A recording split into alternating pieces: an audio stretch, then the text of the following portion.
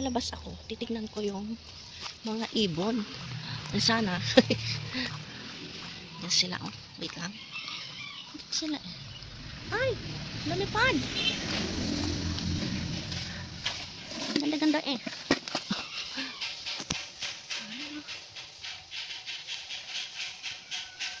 Ano naman kita? Diba? Nasa loob. Ayan pala. Yan na natin sila dyan. Isang magandang good morning na naman mga kasweets. Tingnan natin yung ginagawan ko ng seri.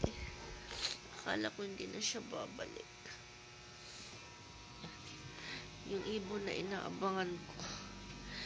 Dahil umulan kagabi na malakas, akala ko hindi na siya babalik. Silipin natin siya ulit. Nandyan siya. Oh, nandyan siya.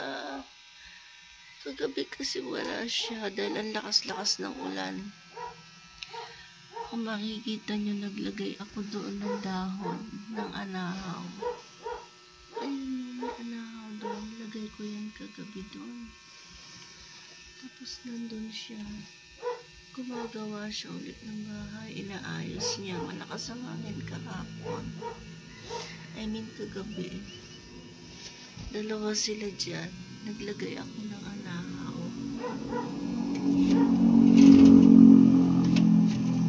Naawa kasi ako sa kanya. Ang dalawa sila natutulungan. Ayun, nilagyan ko ng anahaw doon. Oh, natakot siya. Pero babalik yan mamaya siguro. Ayun doon siya. Ayun. Aayusin niya ulit yung bahay. Guys, that's for all today's video muna. Abangan ninyo ang serye ng aking ibon dito sa kwarto, dito sa bintana. Balik siya. Hello. Good morning. Hindi ko mapunasan yung bintana doon sa labas. Napatakan niya yata ng dumi. Hindi ko siya mapunasan. Tinatry ko mapunasan kahapon. Napakalit ng butas. Napakasipag niya gumawa. Dalawa yan sila. Mag-asawa yan sila. Lovebirds. Ayun yung kasama niya. Nandun na nagdadala siya ng... Ayun, may dala-dala siyang...